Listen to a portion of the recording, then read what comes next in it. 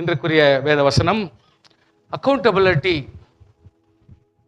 trustworthiness of the child of God. ஒவ்வொரு விசுவாசிக்கும் தன்னுடைய வாழ்க்கையில ஒரு முன்னேற்றம், ஆல்ரவுண்ட் முன்னேற்றம் வர வேண்டுமானால் we need to have the accountability and the trustworthiness. நம்முடைய வாழ்க்கையில் எதை செய்யும் பொழுதும் ஒரு கணக்கோடு, ஒரு முறையோடு,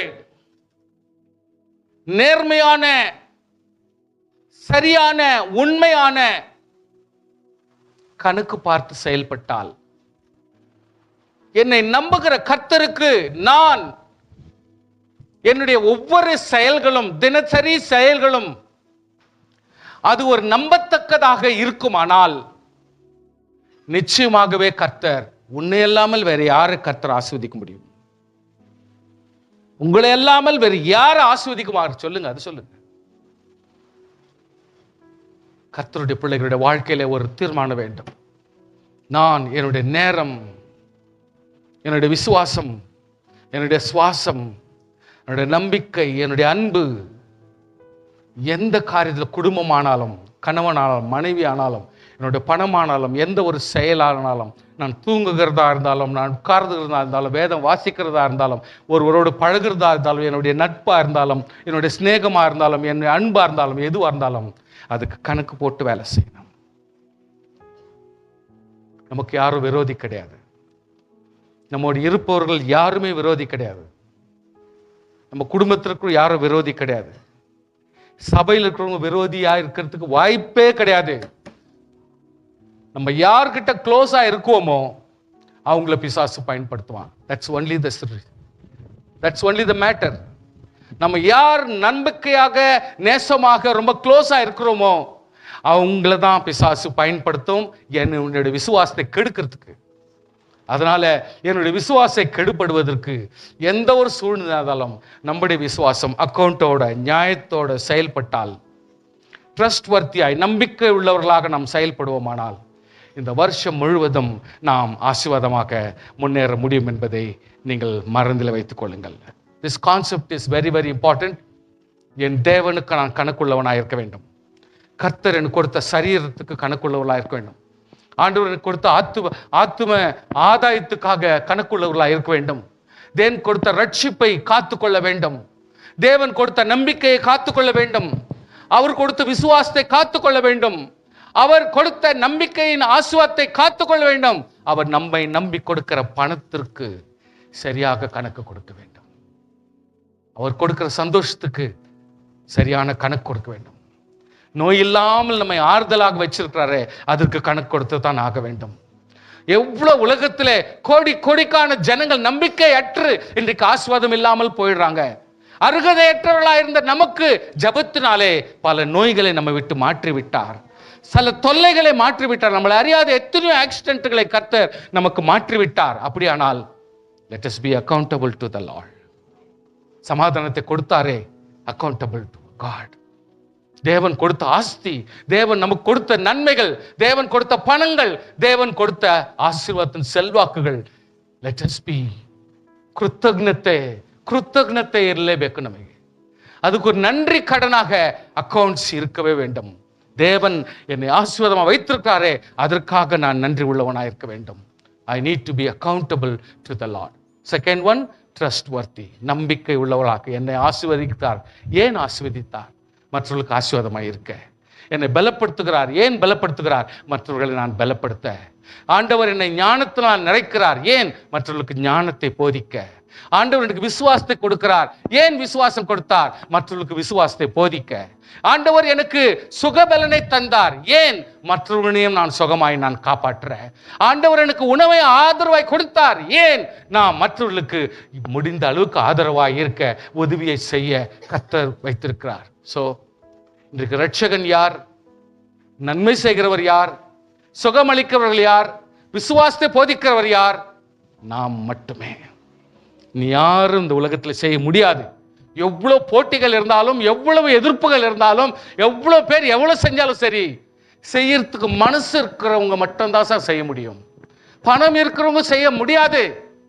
ஐயா, ரட்சிப்பின் ஆசை, ரட்சிப்பினுடைய நன்றி கடன், ஆண்டவருடைய நன்றி கடன் இருக்கிறவங்க மட்டும்தான் பிறருக்கு நன்மை செய்ய முடியும். எவ்வளவுதான் பல ஃபாரின் பணம் அங்க இங்க எவ்வளவு வந்தாலும் சரி, நன்றியா இருக்க முடியாது. ஏன்? மனசளவுல அவங்களுக்கு உள்ளத்திலிருந்து வரணும் அந்த பாரம். ஜனங்களை குறித்ததான பாரம், குடும்பங்களை குறித்ததான பாரம், ஏழைகளை குறித்ததான பாரம், அறியாதவனு தெரியாதவனுக்கு குறித்ததான பாரம் யாருக்கு வரும்? ரட்சிக்கப்பட்டவனுக்கும் உண்மையாகவே ஒப்பு கொடுத்தவனுக்கு மட்டுமே அது இருக்கும் என்பதை நீங்கள் மறந்து போக வேண்டாம். ஹல்லேலூயா. கர்த்தருக்கு ஸ்தோத்திரம். நமக்கு ஒரு சின்ன ஒரு வித்தியாசமான ஒரு வாழ்க்கையில் நடந்த காரியத்தை உங்களுக்கு நான் சொல்லிக் கொடுக்கிறேன். 2 நாளாகமம் வாசிங்க. நீங்க வாசிக்கணும், கண்டிப்பா சத்தமா இருக்கணும், வாசிக்கணும். 2 நாளாகமம் 34 1 ஒரு 5 ವಚನಗಳು ವಾಸಿங்க. 2 ನಾಳಾಗಮಂ 2ನೇ ಪೂರ್ವ ಕಾಲವೃತ್ತಿ ಅಂತ 34ನೇ ಅಧ್ಯಾಯದ 1ರಿಂದ ಕೆಲವು ವಚನಗಳು ಓದಿ.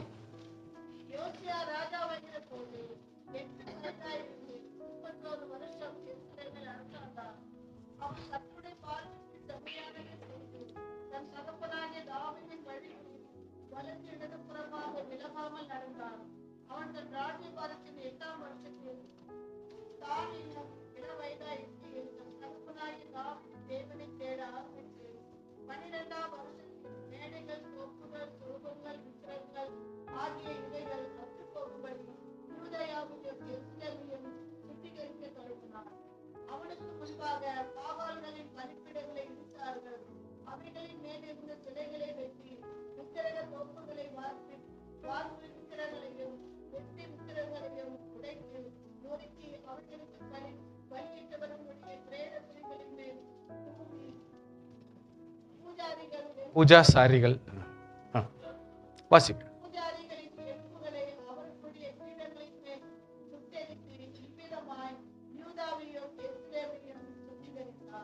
கர்த்தருக்கு ஸ்தோத்திரம். கொஞ்சம் வெயிட் பண்ணுங்க, மறுபடியும் கண்டினியூ பண்ணிக்கலாம்.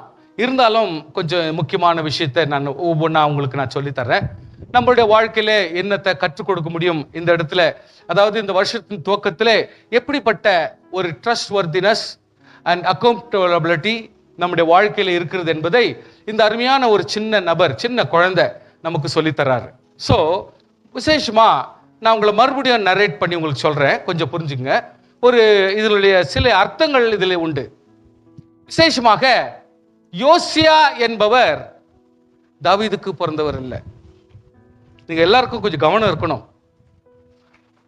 இங்க எல்லா குரூப் இருக்கிற எல்லா ராஜாக்கள், இந்த வரிசையாய் வந்த ஒவ்வொரு ஜனங்கள் மத்தியிலும், ஃபார் எக்ஸாம்பிள் ஜெருசலேமிலும் யூதேயாவிலும் நப்தலி, இன்னும் இந்த யாக்கோபனுடைய பிள்ளைகள் சம்பிரதாயங்களில் வருகிறதான ஒவ்வொருத்தரும் ஒவ்வொரு இடத்த பிடிச்சிக்கின்னு அவங்கவுங்கவே ஃபேமிலியா கோத்திரங்களா வாழ்றாங்க.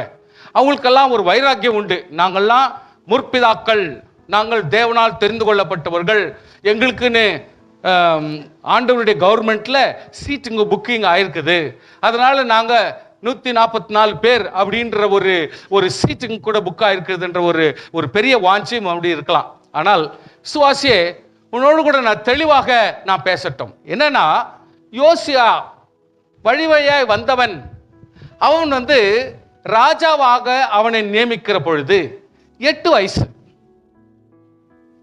So we need to understand age நம்முடைய வாழ்க்கையில ஒரு பொருட்டல்ல. நீ 68 வயசு ஆயிட்டேன், நான் 50 வயசு ஆயிட்டேன், 30 வயசு ஆயிட்டேன், 70 வயசு ஆயிட்டேன், இந்த வயசை வச்சு நம்ம எதையுமே கணிக்க வேண்டாம்.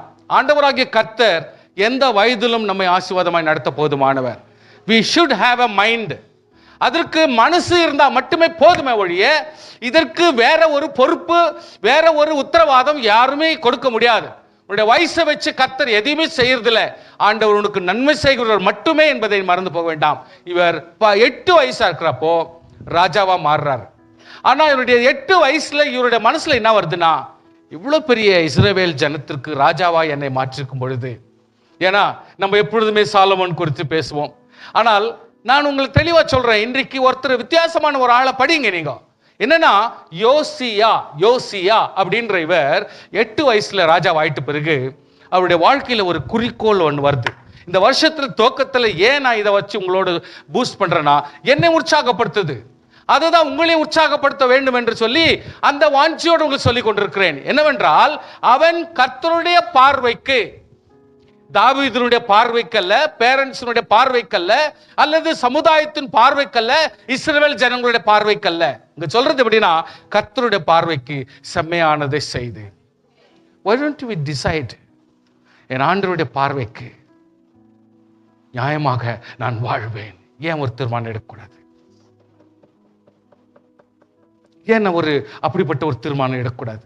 என் கர்த்தர் பார்க்கிறார், அவருக்கு முன்பாக நான் உத்தமனாய் வாழ்வேன், அவருக்கு செம்மையானவனாய் நான் வாழ்வேன் என்று சொல்லி தின தின செயல்களிலே நம்ம ஏன் உண்மையா இருக்கக்கூடாது? ஒரு தீர்மானம் எடுக்கக்கூடாது? ஏன் நம்ம ஆசீர்வாதத்தை இழந்து போனோம்? இந்த வருஷத்துல தேவன் நம்ம கொடுக்க போகிற நன்மையை ஏன் நம்ம இழக்கணும்? யோசித்து பாருங்க. அவன் தன் தகப்பனாகிய தாவீதின் வழியில், ஐயா, தகப்பனாகிய தாவீது, இவங்க அப்பாவை சொல்ல, அவன் தகப்பனாக தாவீது அவன் எக்ஸ்போஸ் பண்றான். தட் மீன்ஸ் தாவீது எவ்வளவுக்கு எவ்வளவு உண்மையாய் வாழ வேண்டியது அவசியமா இருக்குது. யோசித்து பாருங்க. குடும்பத்தின் தகப்பன்மார்களாகி நாம், குடும்பத்தின் தாய்மார்களாக இருக்கிற நாம் எவ்வளவு உண்மையாக நாம் வாழ வேண்டும் என்பதை கொஞ்சம் நீங்க யோசித்து பாருங்க. இன்னைக்கு நம்ம பிள்ளைங்க நம்மளுடைய உத்தமத்தையும், நம்மளுடைய நேர்மையும், நம்முடைய நியாயத்தையும் அவர்கள் பின்வரும் காலங்களிலே அவர்களை போல நான் வாழ வேண்டும் என்ற ஒரு பின்பற்றுதல் அவர்களுக்கு வர வேண்டுமானால் எவ்வளவு தூரத்துக்கு நம்முடைய வாழ்க்கை, நம்முடைய பேச்சு, நம்முடைய ஜீவியம் இருக்க வேண்டும் என்பதை சற்று நம்ம யோசித்து பார்த்தால், இந்த வருஷத்துக்கு தேவன் நமக்கு கொடுக்க ஆசீர்வாதத்தை நாம் ஏன் இழந்து போக வேண்டும்? அவர் கொடுக்கிற ஆசீர்வாதங்களிலே ஏன் நாம் குறைத்துக் கொள்ள வேண்டும்? அவர் நமக்கு கொடுக்க போகிற நன்மைகளை ஏன் நான் வேண்டாம் என்று உதற வேண்டும்? கொஞ்சம் ஒரு தீர்மானம். இந்த பிரசங்கத்தை கேட்டுக்கொண்டிருக்கும் பொழுதே நாம் தீர்மானத்துக்கு வருவோம். என் ஆண்டவரே, எனக்கு ஒரு நல்ல ஒரு எக்ஸாம்பிள் உண்டானார், இப்படிப்பட்ட நபருடைய வாழ்க்கையில அவர் உத்தமமா வாழ்ந்தது போல நானும் வாழ்வேன் என்ற தீர்மானம் எடுக்கிறேன். அப்படிப்பட்ட ஒரு தீர்மானம் நம்முடைய வாழ்க்கையில் நமக்கு நல்லது. நம்முடைய முற்பிதாக்கள் அல்லது நம்ம தகப்பன்மார், அடுத்த தாய்மார்கள் நாம் என்னத்தை கற்றுக்கொள்ள முடியும், அவர்களுக்கு எப்படிப்பட்ட ஒரு டீச்சிங், எப்படிப்பட்ட ஒரு பிரசங்கம் நாம் கொடுக்கிறோம் என்பதை கொஞ்சம் கூட நாம் விட்டு செல்வோம். அவர்கள் படிப்பதற்கு பாடத்தை விட்டு செல்வோம். அவர்கள் விட்டு படித்து கற்றுக்கொள்ளத்தக்க ஒரு சாட்சியை நாம் விட்டு செல்வோம். நம்முடைய குடும்பத்திலே அவன் தன் ராஜ்ய பாரத்தின் 8ஆம் வருஷத்தில், கொஞ்சம் ஞாபகப்படுத்துறேன் பிளீஸ், எனக்கு கொஞ்சம் கவனிச்சா நல்லா இருக்கும். 8ஆம் வயசுல ராஜாவாயிட்டாரு. 8ஆம் வயசுல ராஜாவாயிட்டாரு. அவர் ஒரு தீர்மானம் பண்றாரு, நான் என் கர்த்தருக்கு முன்பாக அட்லீஸ்ட் தாவீதையா எப்படி வாழ்ந்தாரோ அந்த வாழ்க்கை போல நான் வாழ வேண்டும் என்ற தீர்மானம் எடுத்துட்டு அவர் வாழ ஆரம்பிச்சிட்டார். நம்பர் 2 முடிஞ்சு போச்சு. நம்பர் 3, அவன் ராஜ்ய பாரதி 8ஆம் வருஷம், தட் மீன்ஸ் 7 years, 7 வருஷங்கள். தட் மீன்ஸ் அவன் பலப்படுகிற வரைக்கும், உறுதிப்படுகிற வரைக்கும், பூர்ணமாய் கற்றுக்கொள்ளுகிற வரைக்கும், ஞானத்தையும் அறிவையும் கோட்பாடுகளையும் நீதி நியாயங்களை கற்றுக்கொள்ளுகிற அந்த 7 வருஷங்கள் அவன் கற்றுக்கொள்கிறான். 8ஆம் வயசுல தான், 8 வருஷத்துல ராஜ்ய பாரதத்தினுடைய 8ஆம் வருஷத்துல தான் அவன் ஆக்ஷன் எடுக்கிறான். ஆனால் 7 வருஷம் இது எது குறிக்குது என்றால், ஆண்டவராகிய கர்த்தர் நம்ம இவ்வளவு தூரத்துக்கு பலப்படுத்துவாரானால் பூர்ணமாக கற்றுக்கொண்டு முடிகிற வரைக்கும், ஓரளவுக்கு நான் பிகின் பண்ணி விசுவாசத்தை விட்டு விலகாத ஒரு தைரியம் வர்ற வரைக்கும் நான் 7 வருஷம் பூர்ணமாய் கற்றுக்கொள்ள வேண்டும். கற்றுக்கொள்ள வேண்டியவைகளை கற்றுக்கொள்ள வேண்டும், தெரிந்து கொள்ள வேண்டியவைகளை தெரிந்து கொள்ள வேண்டும். நியமங்களையும் நியாயங்களை கர்த்தருக்கென்று நான் வாழத்தக்க ஒவ்வொரு கோட்பாடுகளை நான் கர்த்தருக்கென்று கற்றுக்கொள்ள வேண்டும் என்று அவன் 7 years, அது 7 years எது குறிக்குது? அவன் பூர்ணமாய் கற்றுக்கொள்கிறான். அண்ட் ஆஃப்டர் 7 years, பூர்ணமாய் 7 years கற்றுக்கொண்ட பிறகு 8ஆம் வருஷத்தில் தான் இன்னும் இளவயதா தான் இருக்கிறான். 8 வருஷம் கத்துக்கின பிறகு கூட இவன் ஒரு சின்ன பையனா தான் இருக்கிறான் என்பதை அவன் புரிஞ்சுக்குது. சுவாசியே, தன்னுடைய வாழ்க்கையில எவ்வளவு வயசு, என்ன சூழ்நிலை, அதை பத்தி கவலைப்பட வேண்டாம். உன் மனதிலே இப்படிப்பட்ட எண்ணம் வருதுமா ஆனால், உன்னுடைய மனதிலே இப்படிப்பட்ட கர்த்தருக்கென்று நான் வைராக்கியமாய் ஜீவிப்பேன், உத்தமமாய் ஜீவிப்பேன், மகிமையாக ஜீவிப்பேன் என்ற தீர்மானம் உனக்கு வருமானால் உன்னை நீ டெடிகேட் பண்ணிக்கொள். உனக்கு தான் தெரியும் எவ்வளவு தூரத்துக்கு நீங்க உங்களுடைய பரிசுத்தத்தை காத்து கொண்டிருக்கிறீங்க, எவ்வளவு தூரத்துக்கு விசுவாசமாக்குறீங்க, எவ்வளவு நம்பிக்கையா இருக்கிறீங்க, எப்படி ஜெபிக்கிறீங்க, எப்படி வாசம் எடுக்கிறீங்க, எப்படி வேத வாசிக்கிறீங்க, எப்படி ஒன் டே நீங்க ஆர்கனைஸ் பண்றீங்க என்பதை உங்களுக்கு தான் தெரியும். உங்களை நீங்களே சரிப்படுத்தி கர்த்தருக்கு முன்பாக நாம் கர்த்தர் செயல்பட ஆரம்பிக்க வேண்டும். We need to start the works. ஆண்டவர் செய்ய கொள்ளுகிற ஒர்க்குகளை செய்ய வேண்டும். என்ன செய்ய வேண்டும்? Now ப்ராப்ளம் இங்க என்னன்னா, ப்ராப்ளம் என்ன சார்? இங்க பாருங்க சார், இங்க இருக்கிற சில சத்தியங்கள் ரொம்ப ரொம்ப அர்த்தமுள்ள சத்தியங்கள், அதை தான் உங்களுக்கு நான் சுட்டி காட்ட விரும்புறேன். ப்ராப்ளம் எத்தியோப்பியன் கிட்டயோ அசீரியன் கிட்டயோ எகிப்தியன் கிட்டயோ பெலிஸ்தியன் கிட்டயோ பத்தி பேசலைங்க. We are not talking about ரட்சிக்கப்படாத மனுஷர்களை குறித்து இங்க பேசல. பேசுறது யாரை குறிச்சு? எருசலேமிலும் யூதேயாவிலும். ஹல்லேலூயா, புரியுதுங்களா? எருசலேமிலும் யூதேயாவிலும், யூதேயாவின் எருசலேமிலும், மனாசேயிலும், எப்ராயிமிலும், சிமியோனிலும், நப்தலியிலும் கர்த்தருடைய பிள்ளைகள் மத்தியிலே தோப்பு விக்கிரகங்களும். இப்படிப்பட்ட அநியாயங்கள் அங்க நடக்குது. யார் நடத்துறது? ரட்சிக்கப்பட்ட விசுவாசிகள். அதான் இங்க ப்ராப்ளம். இந்த இடத்துல இவன் எடுக்க வேண்டிய நடவடிக்கை 8ஆம் வருஷத்துல என்ன நடவடிக்கை எடுக்கிறான்னா, 12ஆம் வருஷத்தில் மேடைகள், தோப்புகள், சிறுபங்கள், விக்கிரங்கள் ஆகிய இவைகளை அற்று போகும்படி செய்து, இதுல இன்னொரு கோட்பாடு என்னன்னா, யூதேயாவையும் எருசலேமையும் சுத்திகரிக்க தொடங்கினான். நாம் யூதேயா, நாம் எருசலேம், நாம் கர்த்தருடைய பிள்ளைகள், ரட்சிக்கப்பட்டவர்கள். ஆண்டவருடைய வருகையிலே ஆண்டவருக்கு முன்பாக கோத்திரம் உட்கார வேண்டும் என்ற ஒரு தீர்மானம் எடுத்திருக்கிற நாம் இன்றைக்கு ஒரு அந்நிய தெய்வத்துக்கும் தேவனை சம்பந்தப்படாத காரியத்துக்கும் நாம் இடம் கொடுத்து இன்றைக்கு விசுவாசத்தை விட்டு அவிசுவாசத்துக்கு போய்விட்டால் நம்முடைய முன்னேற்றம் எப்படி இருக்கும்? ஆசீர்வாதம் எப்படி வர முடியும்? சந்தோஷம் எப்படி வர முடியும்? ஆறுதல் எப்படி வர முடியும்? ஆனப்படினால் இவன் என்ன செய்யறான்? யூதேயாவையும் எருசலேமையும் சுத்திகரிக்க தொடங்கினான். கர்த்தருக்கு ஸ்தோத்திரம். இன்றைக்கு யூதேயாவாகிய நாம், எருசலேமாகிய நாம் சுத்திகரிக்கப்பட வேண்டும். நம்மை நாமே கர்த்தருக்குள்ளாக சுத்திகரிப்பை நாம் செய்து கொண்டால் நாம் இந்த வருஷத்திலே ஆண்டவருக்கென்று செயல்பட்டு தேவனுடைய ஆசீர்வாதத்தை சுதந்திரிக்கிறவர்களாக நாம் மாற வேண்டும். அவனுக்கு முன்பாக பாகால்களின் பலிபீடங்களை இடித்தார்கள், அவைகளின் மேல் இந்த சிலைகளை வெட்டி போட்டார்கள், விக்கிரக தோப்புகளை, வார்ப்பு விக்கிரங்களை வெட்டி விக்கிரங்களை உடைத்து நொறுக்கி அவைகள் பலிபீடத்தில் பிரேத குழியின் மேல் தூவி பூஜா சாரிகளின் எலும்புகளை அவர்கள் பீடங்கள் மேல் சுட்டெரித்து இவ்விதமாய் இஸ்ரவேலர்கள் என்று சொல்லக்கூடியவர்கள், இஸ்ரவேலர்கள் என்று சொல்லக்கூடியவர்கள் இப்பொழுது எப்படி ஆயிட்டாங்க தெரியுங்களா? யூதேயா ஒரு குரூப் பிரிஞ்சிச்சு, எருசலேம் ஒரு குரூப் பிரிஞ்சிச்சு. புரியுதுங்களா? அது மறுபடியும் ஞாபகம் இல்லைன்னா நீங்க ஞாபகப்படுத்திங்க. எப்படின்னா, இஸ்ரேல் அப்படின்னு சொல்லிட்டு கானான் தேசத்தில் சுதந்திரிக்கப்பட்ட இவர்கள் எல்லாமே ஒன்றா இருந்து ஆண்டவரை துதிக்க வேண்டியவர்கள் ரெண்டா பிரிஞ்சிட்டாங்க. யூதேயா அப்படின்ற ஜனங்க யூதா அப்படின்ற கோத்திரத்தோடு கூட மற்றவங்க எல்லாம் சேர்ந்துட்டாங்க. அவங்க குரூப்பா ஒரு இடத்த செலக்ட் பண்ணி அது தலைநகரா மாற்றி அவங்க வாழ்ந்துருக்கிறாங்க.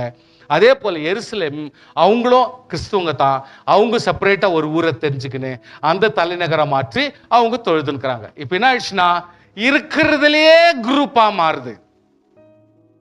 விசுவாசியே ரட்சிக்கப்பட்டவர்களுக்குள்ளே ஒரு குரூப்பாக மாறுது. கர்த்தர் என்னைக்குமே அவைகளை விட்டு கொடுக்கிறவர் அல்ல. விசுவாசி தான். ஹல்லேலூயா. ரட்சிக்கப்பட்டவர்கள் தான். இவர்கள் வித்தியாசம் வர முடியாது. இவர்கள் இப்படிப்பட்ட பிரிவினை கொடுக்கிறபடினாலே இன்று நடக்கிற வித்தியாசங்கள் என்ன, அவர் இஷ்டத்துக்கு அவர்கள் வேலை செய்ய வேண்டிய நிலைமை மாறிட்டு, அப்படியே அவன் மனாசே, இப்ராஹிம், சிமியோன் என்னும் பட்டணங்களிலும் நப்தலி பாழான அவர்கள் சுற்றுப்புறங்களிலும் செய்தான். சோ சுத்திகரிப்பு என்பதை, சீர்படுத்துதல் என்பது இவங்க அவங்கன்றதுல யாரா இருந்தாலும் சரி, ரட்சிக்கப்பட்ட குடும்பங்களிலே தேவன் சீர்திருத்தம் தேவை என்று கர்த்தர் விரும்புகிறார். நம்முடைய குடும்பங்களையும் நம்முடைய மனதையும் நம்முடைய எண்ணங்களையும் கர்த்தர் மாற்றி அமைத்து ஆண்டவருக்குள் சுத்திகரிக்கப்பட்டவர்களாய் கர்த்தரை மாற்ற தேவனுக்கு உதவி செய்வாராக. ஹல்லேலூயா. ஸ்தோத்திரம், ஸ்தோத்திரம். இப்போ கொஞ்சம் வசனத்தை வாசிக்கலாம். வாசிங்க. 1 தீமோத்தேயு 4 அதிகாரம் 8 10 ವಚನ. 1 ತಿಮೋಥೆಯನಿಗೆ 4ನೇ ಅಧ್ಯಾಯದ 8 10 ವಚನ ಓದಿ. ಯಾವ ವಚನ ಓದಿ, ಪರವಾಗಿಲ್ಲ. 1 ತಿಮೋಥೆ 4 அதிகாரம் 8 10. Yes yes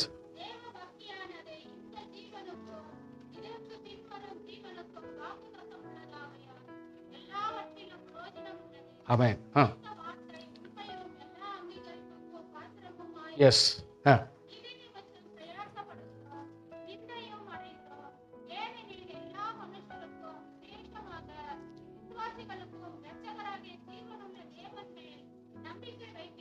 amen. இந்த 2 விஷயத்தை இந்த இடத்துல சொல்லுது சார். 1 சரீர முயற்சி, 2 தேவபக்தி. 1 சரீர முயற்சி, 2 தேவபக்தி. சரீர முயற்சி எப்பொழுதுமே பிரயோஜனம் இல்லாம மாறிடும். சரீர முயற்சி ஒரு வெற்றிக்கு காரணமாய் மாறாது. சில நேரத்தில் தோல்வியாகவே இருக்கும், சில நேரத்தில் அது வசனத்தும் கொடுத்துரும் சரீர முயற்சி. ஆனால் தேவபக்தியானது இந்த ஜீவனுக்கும் இதற்கு பின்வரும் ஜீவனுக்கும் வாக்குத்தத்தம் உள்ளதாய் எல்லாவற்றிலும் பிரயோஜனமாய் இருக்கும் என்பதை நீங்கள் மறந்து போக வேண்டாம். ஹல்லேலூயா. சரீர முயற்சியை காட்டிலும் தேவபக்தி, கிறிஸ்துவின் மேல் இருக்கிற தேவபக்தி, ரட்சிப்பினால் உண்டாகிற தேவபக்தி நிச்சயமாய் நம்மை காப்பாற்றும் என்பதை நீங்கள் மறந்து போக வேண்டாம். இந்த வார்த்தை, இந்த தேவபக்தி என்கிற வார்த்தை உண்மையும் எல்லா அங்கீகரிப்புக்கும் பாத்திரமாக இருக்கிறது என்பதை மறந்து போக வேண்டும். இது நிமித்தம், இந்த விசுவாச நிமித்தம், கர்த்தருடைய பிள்ளைகள் என்கிற சொல்லுகிற வார்த்தை நிமித்தம் பாடுபடுகிறோம், பிரயாசப்படுகிறோம், நிந்தையும் அடைகிறோம். பலர் காரி துப்புனா கூட அதை சமாதானமாக ஏற்றுக்கிறோம். பல வேதனைகள் வந்தாலும் அதை பொருட்படுத்தாமல் முயற்சி செய்து நாம் முன்னேறுகிறோம். கிறிஸ்தவர்கள் என்று சொன்னால் ஏளனமாய் நினைக்கிற காலகட்டத்திலும் கூட எங்கள் ஆண்டவராய் கர்த்தருக்கென்று வைராக்கியமாய் வாழ தேவன் நமக்கு தயவு கட்டா. அதுக்கு ஸ்தோத்திரம் உண்டாவதாக. ஏனெனில் எல்லா மனுஷருக்கும், நல்ல கவனிங்க, எல்லா மனுஷருக்கும், விசேஷமாக விசுவாசிகளுக்கு, அந்த வார்த்தை எவ்வளவு அழகா சொல்லுது பாருங்க, விசேஷமாக விசுவாசிகளுக்கு இரட்சகராகிய ஜீவனுள்ள தேவன் மேல் நம்பிக்கை வைத்திருக்கிறோம். விசுவாசிகள் ஜீவனுள்ள தேவன் மேல் நம்பிக்கை வச்சிருக்கனாலே ஒருபோதும் நம்மை வெட்கப்படுத்த மாட்டார். அவர் ஒருபோதும் நம்மை கைவிட மாட்டார் என்பதை நீங்கள் மறந்து போக வேண்டாம். ஹல்லேலூயா. சோ விசுவாசியே, இன்றைக்கு யூதேயா, இன்றைக்கு எருசலேம், இன்றைக்கு இஸ்ரவேலர்கள் கானான் தேசத்தில் 2ஆ பிரிஞ்சு 2 ராஜ்யங்கள் போல நடத்தலாம். அது ஒரு பெரிய சாதனை இல்லை. சரீர முயற்சி என்னைக்கு இருந்தாலும் தோல்வியில் தான் போகலாம். ஆனால் தேவ பக்தி என்பது ஆவிக்குரிய கர்த்தருடைய பிள்ளைகள் என்று சொன்னால் எல்லா மரியாதையும் மட்டும் அவ்விசுவாசத்தின் மத்தியிலும், வேதனையின் மத்தியிலும், துக்கத்தின் மத்தியிலும் நாம் எவ்வளவு பாடுபட்டாலும் ஆண்டவராகிய கர்த்தர் நம்மை வெட்கப்படுத்தாமல் நடத்துகிற தேவன் என்பதை மறந்து போக வேண்டாம். ஹல்லேலூயா, ஹல்லேலூயா. வெளிப்படுத்தல் 21 அதிகாரம், பிரಕಟಣೆ 21 ಅಧ್ಯಾಯದ 3ರಿಂದ 7ನೇ ವಚನ. ಸ್ತೋತ್ರ. ವಾಸಿங்க, வேகமா வாசிங்க. 3லிருந்து 7.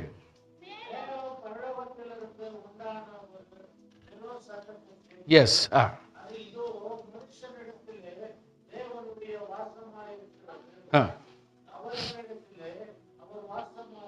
ஆமென், ஆமென், ஆமென். கொஞ்சம் வெயிட் பண்ணுங்க அப்படியே. ஐயா, பரலோகத்தில் எப்பொழுதுமே ஒரு விசுவாசியை குறித்தும், ஒரு கர்த்தருக்கென்று டெடிகேட் பண்ண விசுவாசிகளுக்காகவும், ஆண்டவருக்கென்று பக்திவரமா ஜீவிக்கிற ஒரு ஆவிக்குரிய கர்த்தருடைய பிள்ளைகளுக்காகவும் பரலோகம் எப்பவுமே குரல் கொடுக்கும். நல்லா கவனிச்சுங்க ஐயா. என் ஜெபத்தை கேட்கல, என் சத்தத்திற்கு கர்த்தர் செவி கொடுக்கல, என்னுடைய பாடுகளுக்கு கர்த்தர் விடுதலை கொடுக்கல அப்படின்னு நினைச்சுக்கினா உங்களுக்காக பரலோகம் என்ற ஒரு சிபார்சு செய்கிற இடம் உண்டு, ஆவியானவர் ஒன்று உண்டு, உங்களுக்காய் கணக்கு பார்க்கிற தேவதூதர்கள் உண்டு, உன்னை அப்சர்வ் பண்ணுவதற்காக தேவனுடைய கண்கள் அப்படியே உலாவிக் கொண்டிருக்கிறது. There are so many things. உன்னுடைய அப்படியே ரெஃபரன்ஸ் வேணும்னா அவர் கையை பார்க்குவாரு, படம் அப்படியே உங்க முகமே இங்க வந்துடும் கையில அப்படியே வரைஞ்சு வச்சிருப்பாரு. They have all the references. ஐயா, உலகத்தில் இருக்கிற உனக்கே இவ்வளோ மீடியா இருக்கும்னாக்கா பரலோகத்தினுடைய தேவனுக்கு என்னென்ன மீடியா இருக்கும் யோசனை பண்ணு. நான் இங்கிருந்து அதை பண்றேன், இதை பண்றேன், இது பண்றேன், அது பண்றேன், இதுல அனுப்புறேன், அதுல அனுப்புறேன், என்னென்னத்துலயோ நீ சாதனை பேசுற. ஒரு போன் பண்ணி ஒரு செகண்ட்ல பூமியினுடைய கடைசியில ஒரு போன் ஹலோ அப்படின்னு ரிசீவ் பண்றாருன்னா டெக்னாலஜி எவ்வளவு வளர்ந்து போச்சுன்னா, என் ஆண்டவராகிய கர்த்தர் உன்கிட்ட வர்றது எவ்வளவு சுலபமா இருக்கும் யோசனை பண்ணிப்பா. உன் உள்ளத்தை படிப்பது அவருக்கு எவ்வளவு சுலபமா இருக்கும் யோசனை பண்ணுங்க. மனுஷனுடைய டெக்னாலஜி வச்சு இவ்வளவு தூரத்துக்கு நீ டெவலப் ஆக முடியுமானால் அதை உண்டாக்கின கர்த்தருக்கு உன்னை குறித்த ரகசியம் எவ்வளவு தெரியும் கவனிச்சு பாருங்க. ப்ளீஸ் ப்ளீஸ் டோன்ட் திங்க் எனக்கு தான் எல்லாம் தெரியும், ஒன்றும் தெரியாது நினைக்காதீங்க. எல்லாத்தையும் உண்டு பண்ணினவர் ஒருவர் உண்டு, அவர் நம்மை கவனித்துக் கொண்டிருக்கிறார். அவர் என்ன சொல்றாருன்னா, இதோ இதோன்னு சொன்னா அதுக்கு ஒரு அட்டென்ஷன். யா இகோ அப்படின்னா அதுக்கு ஒரு அட்டென்ஷன் கொடுக்கணும். You need to give attention இல்லைங்களா? அட்டென்ஷன் கொடுக்கலாம். எப்படிங்க, ஒரு ட்ரெயின்ல போனா ஒரு வார்த்தை கேட்கறதுக்கு ரொம்ப இஷ்டமா இருக்கும். ட்ரெயின் ட்ரெயின் என்ன சொல்லு, பயணிகளின் பணிவான கவனத்திற்கு, அது சொல்றது அந்த ஸ்டைலே ரொம்ப பிரயோஜனமா இருக்கும். ஒரு ட்ரெயின்ல போறப்போ அதை கேட்கறதுக்கே ஒரு மாதிரி குஷியா இருக்கும். Oh we are going in the train, பா குஷியா இருக்கும். ஒரு மாதிரி அதுக்காகவே ஒரு ரவுண்டு ட்ரெயின்ல போலான்னு ஆசை வரும். இங்க ஆண்டவர் என்ன சொல்றாரு, ஒரு விசுவாசியே, ஒரு தோல்வியை நினைக்கிற விசுவாசியே, மன வேதனையோட இருக்கிற விசுவாசியே, ஆண்டவர் சொல்றாரு இதோ there is a word which gives attention. What is that attention? மனுஷர்களிடத்திலே தேவனுடைய வாசஸ்தலம் இருக்கிறது. தெளிவா அர்த்தபூர்வமாய் நீங்க வாசிக்கணும். மனுஷர்களிடத்திலே, அதாவது தெளிவா நீங்க பேசிக்கணும். என்னிடத்திலே தேவனுடைய வசிக்கிற ஸ்தலம், அவர் வாழ்ற ஸ்தலம் இங்கதான் இருக்குது, பில்டிங்ல இல்ல, இங்க இருக்குது. சோ அவர் இங்க வாசமா இருக்கிறார். What a evidence, what a evidence. அவர்களிடத்திலே அவர் வாசமாய் இருப்பார். வசனம் பாருங்க என்ன கிளீனா, அது ஏதோ வாசமா இருக்கிறது அப்படின்னு சொல்லிட்டு விட்டுலாமே. அவர் மறுபடியும் சொல்றார், அவரிடத்திலே அவர் வாசமாய் இருப்பார், அவர்களும் அவர்கள் ஜனங்களாய் இருப்பார்கள். பந்தத்தை குறிக்கிறது. ஆண்டவர் நம்மேல் வைத்திருக்கிற ஒரு சொந்தமும் பந்தமும், அந்த ஐக்கியத்தை நமக்கு கர்த்தர் வெளிப்படுத்தி காட்டுகிறார். தேவன் தாமே அவர்களோடு கூட இருந்து, இதை கொஞ்சம் ரசிக்கணும்னா இப்படி ரசிக்கணும். அவர் தேவன் தாமே அவர்களோட கூட இருந்து அவர்களுடைய தேவனாயிரும். சோ இது கொஞ்சம் எக்ஸ்பிளனேஷன் தேவையே இல்லை, எவ்வளவு கிளியராகவே கர்த்தர் போட்டு வச்சிருக்கார் பாருங்க. சோ என்ன செய்வார், வாசிங்க, இப்போ வாசிங்க, 4ஆம் வசனம் வாசிங்க. ஆமென். எஸ் எஸ் ஓகே, ஸ்தோத்திரம். ஆமென். வாசிங்க, தொடர்ந்து வாசிங்க. ஆமென். ஆமென். ஆமென்.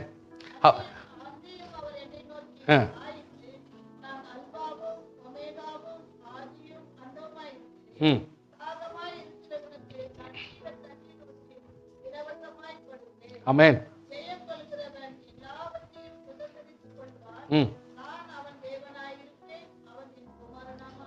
ஆமென். இந்த வசனங்களை நீங்க எப்பவுமே கொஞ்சம் மார்க் பண்ணி வச்சுங்க. எப்பனா டயர்டா இருக்கிறப்போ, துக்கமா இருக்கிறப்போ சும்மா அப்படியே கிளான்ஸ் அப்படியே படிக்கலாம். அவர் என்னன்றாரு, ஏன் நான் அவர்களோட வாசமா இருப்பேன் தெரியுமா, ஏன் அவர்களோட கூட இருந்து அவளோட தங்கி இருப்பேன் தெரியுமா? there is a meaning. கண்ணீர் யாவையும் துடைக்கிறதுக்காக.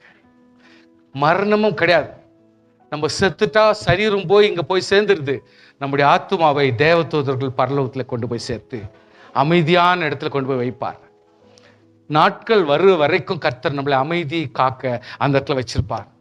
துக்கம் இல்லை, அலறுதலும் இல்லை, வருத்தம் இல்லை, முந்தினது எல்லாம் ஒழிந்து போயினேன். Everything has gone aside. ஆனா ஒண்ணு சொல்றாரு, நான் எல்லாவற்றையும் சகலவற்றையும் புதிதாக்குகிறேன். நம்முடைய வாழ்க்கையில ஒரு மாற்றத்தை தேவன் கொடுப்பாராக, ஒரு பெரிய சேலஞ்சை கொடுப்பாராக, வேதனைக்கு ஒரு முற்றுப்புள்ளி கொடுத்து ஒரு புதிய துவக்கத்தை தேவன் கொடுப்பாராக. கரங்களை தட்டி தேவனை ஸ்தோத்திரம் பண்ணுவோமாக. ஹல்லேலூயா. என்னுடைய வாழ்க்கையில மாற்றத்தை தாரும் ஆண்டவரே, என்னுடைய ஜீவனில் என்னோட மனசுல மாற்றத்தை கொடும் ஆண்டவரே சொல்றாரு. ஆயிற்று, போட்டோம், எல்லாம் முடிஞ்சிச்சு, விடு விடு விடு, சும்மா வசனப்படாத, சும்மா புலம்பாத, ரொம்ப அழாத, நின்று ஆயிடுச்சு ஆச்சு ஆச்சு ஆச்சு ஆச்சு ஆச்சு. இங்க தெரியுமா, நான் அல்பாவும் ஒமேகாவும் ஆதியும் ஆண்டமா. யார் என்பதை கொஞ்சம் புரிஞ்சுங்க. விசுவாசிக்கிற நான் யார் என்பதை நீங்க புரிஞ்சுக்கணும். விசுவாசிகள் அறிந்த வேண்டும் நாம் யாரை வணங்குகிறோம், யாரை தொழுகிறோம். நம்முடைய ஆத்மீக தேவன் யார்? அல்பா ஒமேகா ஆதியும் அந்தமுமா இருக்கிறேன். அப்பதான் நம்முடைய உள்ளம் தடப்படும், நம்முடைய உள்ளம் ஆறுதல் அடையும், நம்முடைய ஆத்துமா தேற்றப்படும். எப்போ? யான் விசுவாசிக்கிற கர்த்தர் அல்பா ஒமேகா ஆதியும் அந்தம். அவன் தாகமா இருக்கிறவன் நான் பலப்படணும் ஆண்டவரே, நான் ஆசீர்வாதமா இருக்கணும் கர்த்தாவே, நான் சமாதானமா இருக்கணும் கர்த்தாவே, என் குடும்பத்துல நிம்மதி வேணும் கர்த்தாவே, ஆறுதல் வேண்டும், திருப்தியான உணவு வேண்டும், நன்மைகளை கொடுக்கணும், தேவைகளை சந்திக்கும் அந்த ஆத்தும வாஞ்சை. நான் விசுவாசியா பலப்படணும், குறைஞ்சவனா நான் காணப்படக்கூடாது அப்படின்னு அந்த வாஞ்சை இருந்தால் அந்த தாகத்துக்கேற்ற தாகத்தை கொடுக்கிற கர்த்தர் நீரூற்றிலிருந்து ஜீவ தண்ணீர் ஊற்றில் இலவசமாய் கொடுப்பேன். அந்த வேர்ட் இஸ் வெரி இம்பார்ட்டன்ட். ஆண்டவர் என்ன சொல்றாரு? இலவசம் இலவசம். the word clear-ஆ மென்ஷன் பண்றாரு அந்த இடத்துல, இலவசமாய் கொடுப்பேன். அதற்காக நீ கஷ்டப்பட வேண்டிய அவசியம் இல்லை, நீ அதுக்காக உபவாசம் எடுக்க வேண்டிய அவசியம் இல்லை, நீ அதுக்காக ஜெபிக்க வேண்டிய அவசியம் இல்லை, நீ அதுக்காக வாஞ்சையோடு காத்திருக்க வேண்டிய அவசியம் இல்லை. இலவசமாய் கொடுக்கிறதுக்கு அது இலவசமாய் உடனே கிடைக்கும். ஆமென். தேவன் நான் பிள்ளைகள் இந்த ஒரு பந்தம் மட்டும் கரெக்டா மெயின்டைன் பண்ணா போதும். ஹல்லேலூயா. 2 தீமோத்தேயு 1ஆம் அதிகாரம் 7ஆம் வசனத்தில் வாசிக்கிறோம். 7ஆம் அதிகார வசனம் 2 தீமோத்தி 1st chapter 7. கொடாமல். ஆமென்.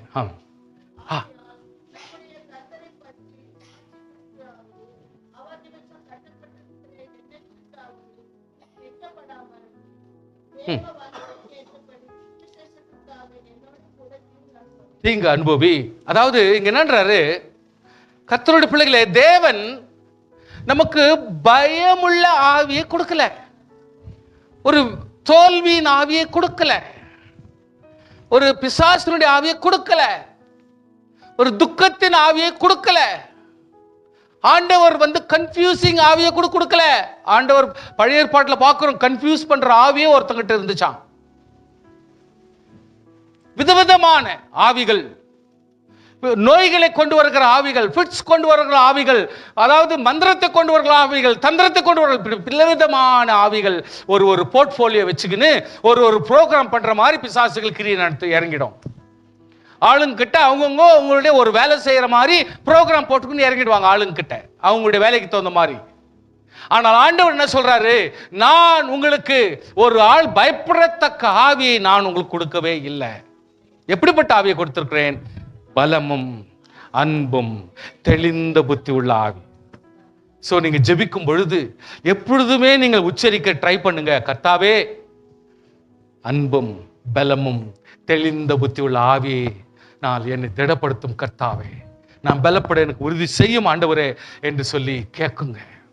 கர்த்தருடைய பிள்ளைகளே, ஆண்டவர் நிச்சயமாய் நமக்கு அப்படிப்பட்ட காரியங்களை கொடுக்க போதுமானவராக இருக்கிறார். So next I want to give little legality, accountability ஒன்று கொடுக்க ஆசைப்படுகிறேன். வாசிங்க தர்மோபதேச காண்ட 25 வசன, உபாகமம் 25ஆம் அதிகாரம் 13ஆம் வசனம். Deuteronomy chapter 25 verse 13 to 15. வாசிங்க, யார் இருந்தாலும் வாசிங்க, இங்கிலீஷ்ல கூட வாசிங்க பரவாயில்ல. Yes. Yeah. Yes. எஸ், வாசிங்க, தமிழ்ல வாசிங்க. இல்ல, டியூட்டரானமி 25 25ஆம் அதிகாரம் 13ஆம் வசனம்.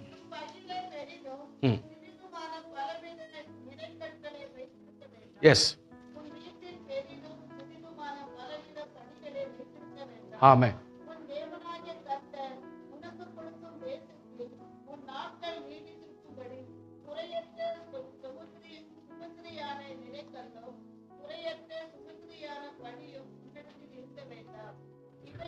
இருக்க வேண்டும். ஓகே, நல்ல கவனிங்க, போதும் போதும் கவனிங்க.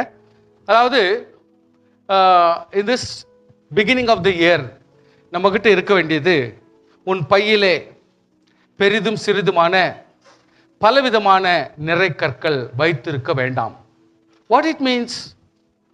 ಕನ್ನಡದಲ್ಲಿ ಓದಿ 13ನೇ ವಚನ. ಹೆಚ್ಚು ಕಡಿಮೆ, ಹೆಚ್ಚು ಕಡಿಮೆ, ಹೆಚ್ಚು ಇರಬಾರ್ದು, ಕಡಿಮೆಯಾಗಿಯೂ ಇರಬಾರ್ದು.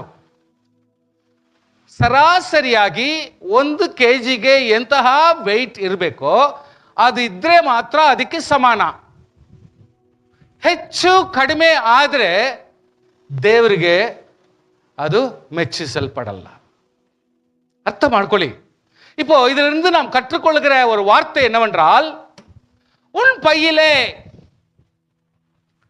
ஆவிக்குரிய உன் மனதிலே, உன் விசுவாச ஜீவியத்திலே, உன்னுடைய எண்ணத்திலே, உன்னுடைய ஆவிக்குரிய வாழ்க்கையிலே, இந்த நிறைவான சரீரத்துக்குள் பையிலே பெரிதும் சிறிதுமான பலவித நிலைக்கற்கள் வச்சிருக்காத. ஒருத்தரை பத்தி நினைக்கிறது அதிகமாகவும் நினைக்காத, ஒருத்தரை பத்தி குறைவாகவும் நினைக்காத. என்ன நினைக்கணுமோ அதை ஒண்டி நினை.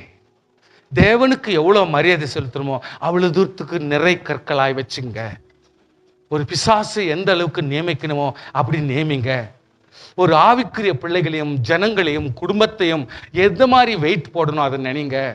தம்முடைய பிள்ளைகளுக்கு அவர் ஒரு தகப்பன், எந்த பிள்ளை, ஒரு தாய் கிட்ட போங்க, அவ குடிகாரனாக்கோ மோசக்காரனாக்கோ வாழ்க்கையில எத்தனை நஷ்டம் பண்ணிட்டுக்குவான்.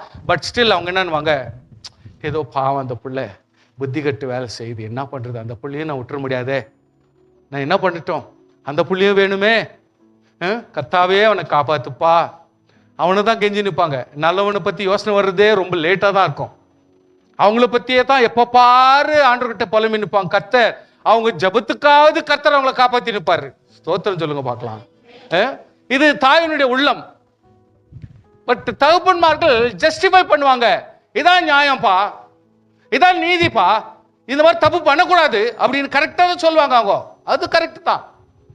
ஆனா இந்த இடத்துல ஆண்டவர் என்ன சொல்றாரு, உன்னுடைய உள்ளமாகிய பையிலே பெரிதும் சிறிதுமான நிறை கற்கள் இருக்கக்கூடாது.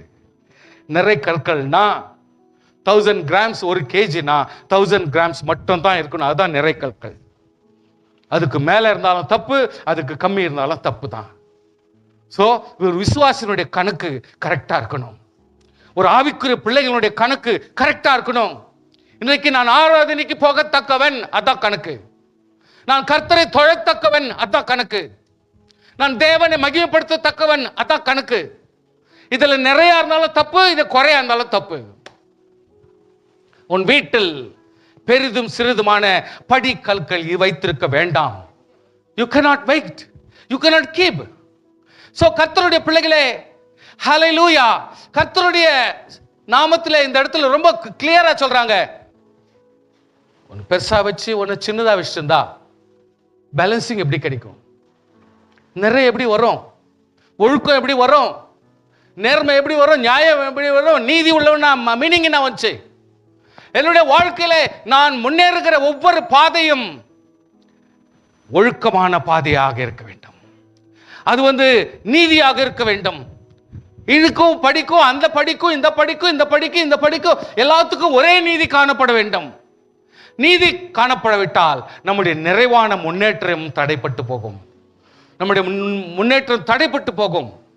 நீங்க ஒருவேளை ஹைதராபாத்ல சார்மினார் போயிருப்பீங்களே, எனக்கு தெரியல. சார்மினார்ல எத்தனை பேர் ஏறி போனீங்கன்னு எனக்கு ஒன்றும் புரியல. அப்படி ட்ரை பண்ணீங்கன்னா அந்த ஒரு சின்ன பாதை இவ்வளோண்டு பாதை தான். ஒரு படி ஒரு படி ஆல்மோஸ்ட் 4-5 அடி உயரம் ஒரு படி. அதனால தான் பசங்களை அனுப்பிச்சு விட்டுறது, நீங்கள் போய் பார்த்துட்டு வாங்க மேலே, நம்மளுக்கு ஆகாது அப்படின்னு. அந்த படி அந்த காலத்தில் அப்படி பண்ணியிருக்கிறாங்க. ஏன்னா சுலபமாக ஜனங்கள் சாதாரணமாக ஏறி போயிடக்கூடாது. அங்கே இருக்கிற பத்திரமா இருக்கிற ஒரு ராஜாவை யாரும் அவ்வளோ ஈஸியாக போயிட்டு செயல்படுத்த முடியாது. அதுவும் இல்லாத அந்த பாதை ஸ்ட்ரைட்டாக அப்படி முன்னேற போகாது. உடனே வளைஞ்சிட்டு இருக்கும். அது உள்ள எப்படிதான் ஏறுறதுன்னு ஒன்றும் புரியாது. 4 ஸ்டெப்பு ஒரு ஸ்டெப்பாக இருக்கும். டெஃபினெட்லி நம்மளால முடியாது. கர்த்தருடைய பிள்ளைகளே, உன்னுடைய சிறிதும் பலவித படிகளை வைத்திருக்க வேண்டும். அப்படிப்பட்ட படிகள் நம்முடைய வாழ்க்கையில் இருக்கக்கூடாது. That means you cannot make இங்க ஒரு ரூல்ஸ், அங்க ஒரு அநீதியான ரூல்ஸ், அவங்ககிட்ட ஒரு மாதிரி பேச்சு, மகனுக்கு பேச்சு வேற மாதிரி, பொண்ணுக்கு வேற மாதிரி பேச்சு, இவங்களுக்கு ஒரு நியாயம், அன்னுக்கு அநியாயம். இப்படிப்பட்ட டிஃப்ரெண்ட் ஆஸ்பெக்ட்ஸ் ஒரு குடும்பத்தில் இருக்க முடியாது, ஒரு சபையில் இருக்க முடியாது. ஆண்டவராகிய கர்த்தர் முன்னேற்றத்திற்கு எப்பொழுதுமே ஈக்குவாலிட்டி கொடுக்கும்படி கர்த்தர் சொல்லுகிறார். ஹல்லேலூயா. இதுல என்ன சொல்றாருன்னா, உன் நாட்கள் எப்பவுமே அப்பா அம்மாவை கனப்படுத்து, அப்பா அம்மா கனப்படுத்தலாம், உன் நாட்கள் நீடிக்காதுன்னு சொல்வார். எப்பவுமே ஆண்டவர் அதை சொல்லி வச்சிருக்கார். ஆனா இப்போ நம்ம படிக்கிறோம், உன்னுடைய நிறைக்கல்லும் பையில வைத்திருக்கிற நிறைக்கல்லும் வீட்டில் வைக்கிற படியும் இப்படிப்பட்ட ஒரு ஒழுங்கான காரியங்கள் சரியில்லைன்னா உன் நாட்கள் நீடித்திருக்காதுன்றார். அதுல கூட உன்னுடைய வாழ்க்கையை எஃபெக்ட் ஆகுதுன்றதை நாம் கொஞ்சம் மறந்து போக வேண்டாம். ஹல்லேலூயா. குடும்பங்களிலே ஆவிக்குரிய பிள்ளைகளான நம்முடைய வாழ்க்கையிலே நிறை இருக்க வேண்டும். நிறைனா இது எப்படி நியாயமோ அந்த நியாயமான கல்லு மட்டும்தான் அங்க இருக்கணும் என்பது கர்த்தர் சமூகத்தில் இந்த இடத்துல சொல்லப்பட்டிருக்கிறது. ஸ்தோத்திரம். உன் தேவன், அதாவது லேவியராகமம் 19ஆம் அதிகாரம் இந்த இடத்துல சொல்லப்படுகிறது, உன் தேவனாய் கர்த்தருக்கு நான் பரிசுத்தர் ஆகையால் நீங்கள் பரிசுத்தராயிருங்கள். வாசிங்க லேவியராகமம் 19:1.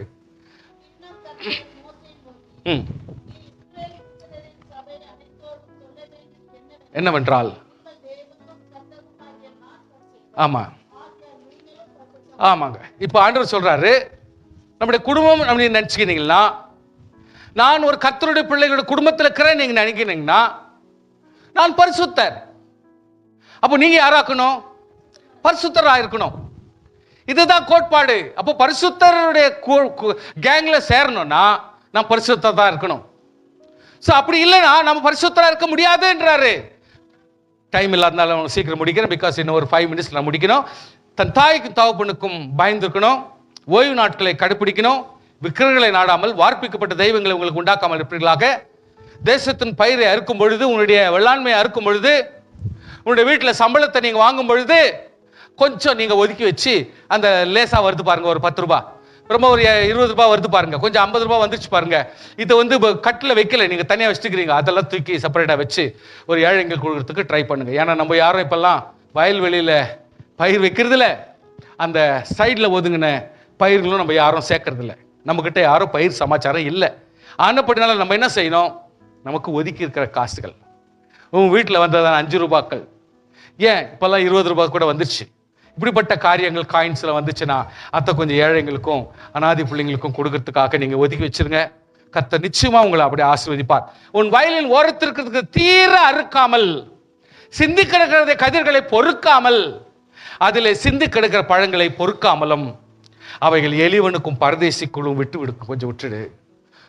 உன்னுடைய ஆசீர்வாதத்திலும், உன்னுடைய எர்னிங்ஸ்லையும், உன்னுடைய நன்மையிலும், உன் வீட்டில் இருக்கிற ஆசீர்வாதத்திலும் ஒரு வேளை நினைச்சுனா ஒரு கர்ச்சீஃப் வாங்கி அதை வைங்க. யாராவது அப்படிப்பட்ட ஒரு ஏழை நீ ஃபீல் பண்ணினா இந்த மாதிரி வச்சு யூஸ் பண்ணு. சிந்திக்கிற காரியம். அதுக்காக நீங்க சாரி வாங்கி கொடுக்கணும் அவசியம் இல்லை. ஒரு சின்ன ஆசீர்வாதம், ஒரு சின்ன ஒரு 50 ரூபாய், சின்ன ஒரு 100 ரூபாய். இன்னைக்கு குழந்தைங்க கிட்ட 50 ரூபாய் கொடுத்தாக்கா, என்ன இது 50 ரூபாய், என்ன இது மூஞ்ச பாக்குறாங்க. தே வாண்ட் அட்லீஸ்ட் 100 கொடுத்தா பரவாயில்ல போட்டோம் அப்படின்றாங்க. 100 ரூபாய் போட்டோம்ன்ற மாதிரி பெறுது. இன்றைக்கு கர்த்தர் நமக்கு கொடுக்கிற ஆசீர்வாதத்தை, நமக்கு கொடுக்கிற நிறைவுக்கு தக்கதாய் நாம் ஆசீர்வதிப்போம். ஹல்லேலூயா. கர்த்தர் நமக்கு கொடுக்கிற ஆசீர்வாத தக்கதாய் நான் உதவியா இருக்கும், தயாளமா இருக்க நான் பிரயாசப்படுறேன். நீங்கள் களவு செய்யாமலும் வஞ்சனை பண்ணாமலும் ஒருவருக்கு ஒரு பொய் சொல்லாமலும் இருங்கள், பிறனை ஒடுக்காமல் கொள்ளையிடாமல் இருப்புங்கள். கூலிக்காரனுடைய கூலி விடியற்காலம் மட்டும் இருக்கலாகாது. அவனுக்கு கூலி கொடுக்கணும்னா அந்த காசு நைட்டு வரைக்கும் வச்சிருக்கூடாது. கொடுத்துன உடனே செவிடனை நிந்தியாமலும் குருடனுக்கு முன்னே தடுக்கலை வையாலமும் தேவனுக்கு பயந்திருப்பார்களாக. நான் கர்த்தர். காரணம் என்னன்னா, நான் கர்த்தர். சொல்லுங்க, நான் கர்த்தர். சொல்லுங்க எல்லாரும், நான் கர்த்தர் என்பதை நீங்க ஞாபகப்படுத்துங்க. நியாய விசாரியில் அநியாயம் செய்யாதிருங்கள், சிறியவனுக்கு முகதாட்சின்னு செய்யாதுங்கள், பெரியவனுக்கு முகத்துக்கு அஞ்ச வேண்டாம், நீதியாக பிறனுக்கு நியாயம் தீர்க்க வேண்டாம், நியாயம் தீர்க்க வேண்டும். நியாயம் தீர்ப்பாயாக, அவனுக்கு நியாயம் தீர்க்கணும். உன் ஜனங்களுக்குள்ளே அங்கும் இங்கும் கோள் சொல்லி திரியாக. பிறனுடைய இரத்த பழிக்கு உட்பட வேண்டாம், உன் சகோதரன் உள்ளத்தில் கூட பகைக்க வேண்டாம். பழிக்கு பழி வாங்காமலும் ஜனபுத்திரரில் பொறாமை கொள்ளாமலும் உன்னில் உன் அன்பு கூறுவது போல பிறரில் அன்பு கூறுவாயாக. நான் கர்த்தர். யாதொன்று இரத்தத்துடன் புசிக்க வேண்டாம், குறி கேள வேண்டாம், நாள் பார்க்க வேண்டாம், செத்தவனுக்காக கீறி கொள்ளாத வேண்டாம், அடையாளமாக எழுத்துக்களை உன் சரீரத்தின் மேல் குத்தி கொள்ள வேண்டாம். ஓய்வு நாட்களை ஆசிரியத்தின் பரிசுத்த ஸ்தலத்தில் பயபக்தியாக. நான் கர்த்தர். அஞ்சனம் பார்க்கிறவர்களை நாட வேண்டாம், குறி சொல்களை தேட வேண்டாம், அவர்களால் தீட்டுப்பட வேண்டாம். குறி சொல்றவங்களை போட்டா அவங்களால நம்ம தீட்டுப்பட்டுருவோம். அதனால அவங்களோட கூட அப்ரோச்சே பண்ணாதீங்க, நம்ம தீட்டுப்பட்டுருவோம். ஸ்பெஷலி நரைத்தவனுக்கு முன்பாக வயசா இருக்கிறவங்களை மதிக்கணும். அந்த வயசு முடி நரைத்திருக்கிறவனுக்கு கொஞ்சம் மரியாதை கனப்படுத்த வேண்டும். தேவனாய் கர்த்தருக்கு பயப்படுவாக. நியாய விசாரணை அளவிலும் நிறைவிலும் படியிலும் அநியாயம் செய்திருப்பாக. சுமுத்திரையான தராசும் சுமுத்திரையான நிறைக்கல்லும் சுமுத்திரையான மரக்காலும் சுமுத்திரையான படிகளும் உங்களுக்கு இருக்க வேண்டும். கர்த்தர் ஆகிய தேவன் இந்த கட்டளை யாவும் நமக்கு கொடுக்கிறார்னா அதை கொஞ்சம் நம்ம கவனமா செய்யறது நமக்கு நல்லது. ஹல்லேலூயா. நான் உங்களுக்கு தெளிவா சொன்னேன். நான் ஒவ்வொரு பிரயாசங்களுக்கு நல்லா தெரிஞ்சு போச்சு. இப்போ எந்தெந்த இடத்துல நம்ம கவனமா இருக்கணும், எந்தெந்த இடத்துல உண்மையா இருக்கணும், ஆண்டவர் சமூகத்தில் எப்படிப்பட்ட தீர்மானம் எடுக்கணும் சொல்லி நம்ம செய்யலாம். அதே நேரத்தில் இந்த அந்த ராஜா பேர் சொல்லுங்க, யோசியா 8 வருஷம் அவருடைய ராஜ்யபாரம் ஆகி 8ஆம் வருஷத்துல எல்லா சுத்திகரிப்பு செய்ய ஆரம்பிச்ச பிறகுதான் ஆசீர்வாதமே தொடங்குது. கர்த்தருடைய பிள்ளைகளே, என்னுடைய வாழ்க்கையாக இருந்தால், என் குடும்பத்தின் வாழ்க்கையாக இருந்தாலும், சபையின் வாழ்க்கையாக இருந்தாலும், நம்ம எல்லாரும் சுத்திகரிப்பை பயன்படுத்தினால் மட்டுமே நாம் முன்னேறதுக்கு வாய்ப்புகள் உண்டு. ஆண்டப்பட இப்படிப்பட்ட காரியங்களை அவர்கள் செஞ்சுனே இருக்கிறாங்க பாருங்க. அப்படி செய்யும் பொழுது அங்க என்ன ஆயிடுச்சுன்னா, ஒரு புக்கு ஒன்று கட்சிச்சு. அங்க ஒரு புக்கு கட்சிச்சு. இவங்க சபையை எல்லாத்தையும் பண்ணிட்டாங்க. கடைசியா போயிட்டு சர்ச்சு கிளீன் பண்ணலாம் அப்படின்னு பண்ணிட்டாங்க. டைம் இல்லாதனால முடிக்கிறேன். சர்ச்சு கிளீன் பண்ணோம், சர்ச் இஸ் இம்பார்ட்டன்ட், நம்ம தான் தேவ சபை, மனவாட்டி சபை, நமக்கு சுத்தம் பண்ணணும் சொல்லிட்டு இவங்க என்ன பண்ணிட்டாங்க, சபையை போய் கிளீன் பண்றதுக்கு இவங்க எல்லா முக்கியமான ஆட்களை அனுப்பி எல்லார்கிட்டையும் போயிட்டு காணிக்கையும் கலெக்ட் பண்றாங்க. அப்போ காணிக்கை கலெக்ட் பண்ணா நிறைய வந்துருச்சு, கொடுத்துட்டாங்க நிறைய. இதை எடுத்துக்கிட்டு ராஜா என்ன சொல்றா, மனசே இது பார்ப்பா, இந்த காணிக்கை என்கிட்ட கொண்டாடாத, உத்தமமும் உண்மையும் நற்சாட்சி இப்படிப்பட்ட சில முக்கியமான ஆட்களை தெரிஞ்சுக்கின்னு பேர் கூட சொல்றாங்க, இப்படிப்பட்ட ஆட்கள் எல்லாம் கூட்டுன்னு வா, அவங்க கிட்ட இது ஒப்படைச்சிரு. ஏன்னா அவங்க ரொம்ப உண்மை உள்ளவர்களாம். இங்க சொல்றாங்க, வசனத்துல என்ன சொல்லுதுன்னா, 12ஆம் வசனத்துல வாசிக்கிறோம், இந்த மனுஷன் வேலையை உண்மையாய் செய்தார்கள். அதனால ராஜாவே சொல்றான், அவங்க கிட்ட போய் கணக்கு கேட்காத, அவங்க கிட்ட போய் கணக்கு கேட்காத, நீ கொண்டு போய் கொடுத்த பணத்துக்கு தச்சரும் உதவியாளர்களும் சபைக்குள்ள சுத்திகரிக்கப்படுறதுக்கு என்னென்னலாம் கொடுத்தீங்களோ அதெல்லாம் வேலையை அவங்க செய்யட்டும், ஆனா அவங்க உண்மையாய் வேலை செய்யறதுனால அவங்க கிட்ட போய் கணக்கு கேட்காத அப்படி சொல்லிட்டு சொல்லி முடிக்கிறதுக்குள்ள அங்க இருக்கிறவங்க என்ன பண்றாங்க, ஆசாரியன் ஒரு புக்கு ஒன்று கட்சிச்சுன்னு சொல்லிட்டு அதை ஆசாரியன் கிட்ட கொடுக்குறான். ஆசாரிய எடுத்துன்னு வந்து ராஜா கிட்ட கொடுக்குறான். ராஜா, நாங்கள் சர்ச்சு கிளீன் பண்ணின்னு இருந்தோம், அப்போ எங்களுக்கு அருமையான ஒரு புக்கு கிடைச்சிச்சு, அதில் ஆண்டவருடைய நியாயப்பிரமாணம் எல்லாம் அதில் எழுதி வச்சுக்குது. அப்புறம் தான் இதை வாசிக்க ஆரம்பிக்கும் பொழுது ராஜா வந்து ரொம்ப ஆச்சரியத்தோடு, ரொம்ப இப்படிப்பட்ட ஒரு காரியம் கூட இருக்குதா, ஒரு புக்குன்றது ஒன்று இருக்குதா, இவ்வளோ காலம் இல்லையே அப்படின்னு ஆச்சரியத்தோடு பார்க்கும் பொழுது ராஜா என்னன்றாரு, யாருன்னா ஒரு ஸ்பிரிச்சுவல் பீப்புளை தேடு, ஒரு ஆவிக்குரிய பிள்ளைங்களை தேடு அப்படின்னு பாருங்க, கவனிங்க கொஞ்சம். ஆவிக்குரிய பிள்ளைங்களை தேடுறாங்க. அப்படி தேடும் பொழுது தேடும் பொழுது அங்க ஒரு முக்கியமான ஒரு லேடி காணப்படுறாங்க. அந்த லேடி யாருன்னா திக்வாதின் மகனான சல்லூம் என்னும் வஸ்திரசாலை விசாரிப்பக்காரன், கீப்பர் ஆஃப் த வார்ட்ரோப் மனைவியான உல்தால். உல்தால் சொல்லுங்க எல்லாரும். நீங்க எப்பவுமே ஞாபகப்படுத்திக்கணும். ஏன்னா உல்தால் உல்தால் சொல்லுங்க. உல்தால்.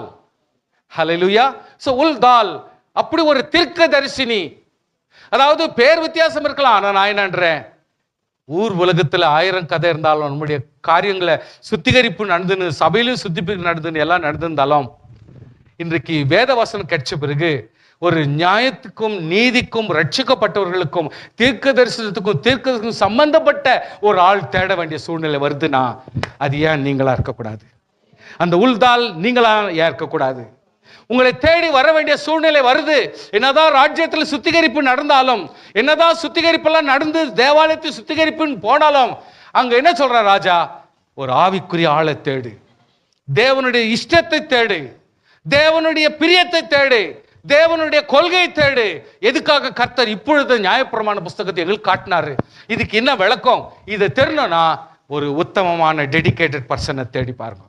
ஒரு உத்தமமாய் ஒப்பு கொடுக்கப்பட்ட ஒரு ஆள், ஒரு ஒப்பு கொடுக்கப்பட்ட ஆளை தேடுங்கன்னு. அப்பொழுதுதான் அவங்க போய் தேடுறாங்க.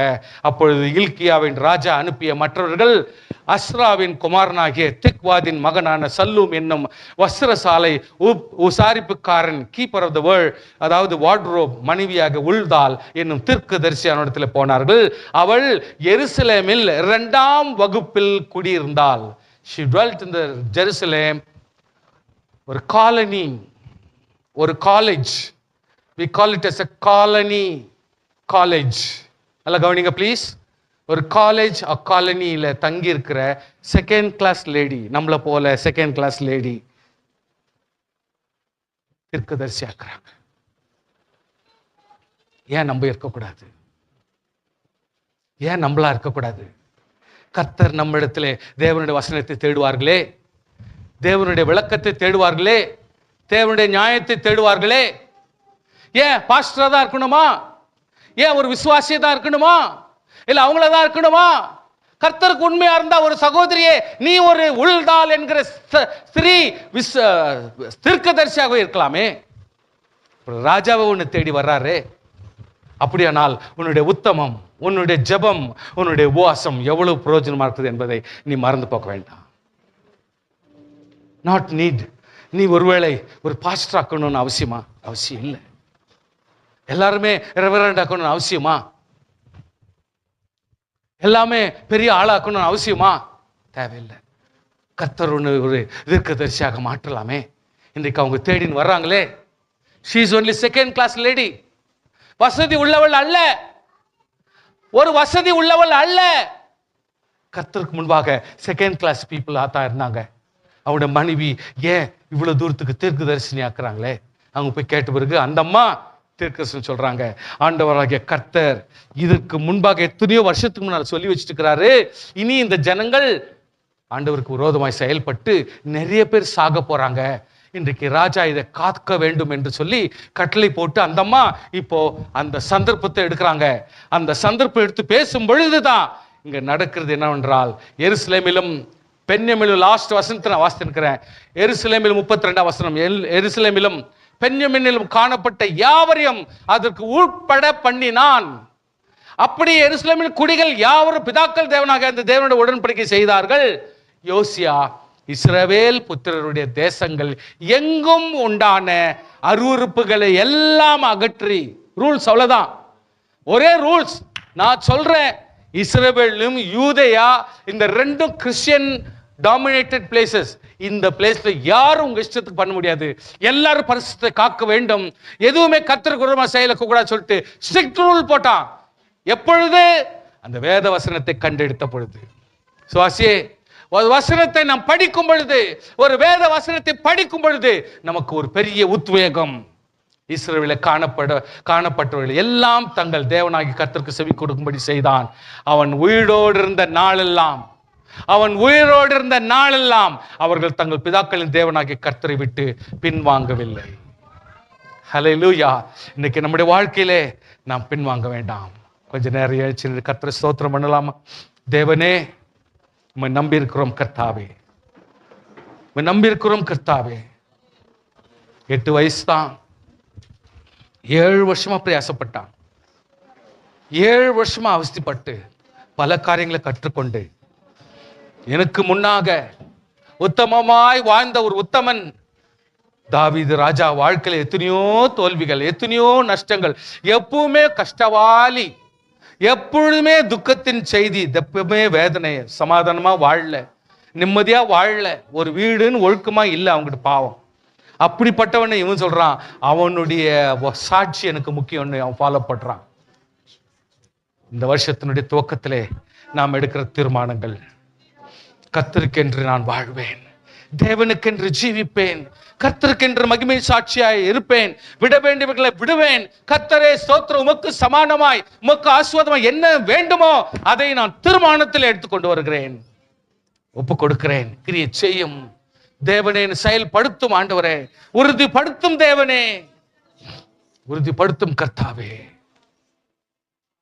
எப்போ வேதனை வசனம் கட்சிச்சோ அன்னையிலிருந்து தினமும் சபையில வாசிக்க வேண்டும், தினமும் ஜனங்க வந்து அட்டென்ட் பண்ணி தான் ஆகணும். ஸ்ட்ரிக்ட் ரூல்ஸ் போட்டா, விட வேண்டியவர்களை விடும்படி அவன் கடைசி வரைக்கும் சமாதானமாய் வாழ்கிற வாழ்க்கைக்கு அவன் வழிகாட்டி போட்டான். இன்றைக்கு ஒரு மனுஷன் ஒரு தேசத்தையே, அதாவது 2ஆ பிரிஞ்ச யூதேயாவும் ஒரு எருசலேமும் 2ஆ பிரிஞ்சு போய் ராஜ்யங்களா இருந்தாலும் அது 2த்தையும் உடல் அவன் ஒன்னா சேர்த்து கர்த்தர் நாமத்தை மகிமைப்படுத்தினான்.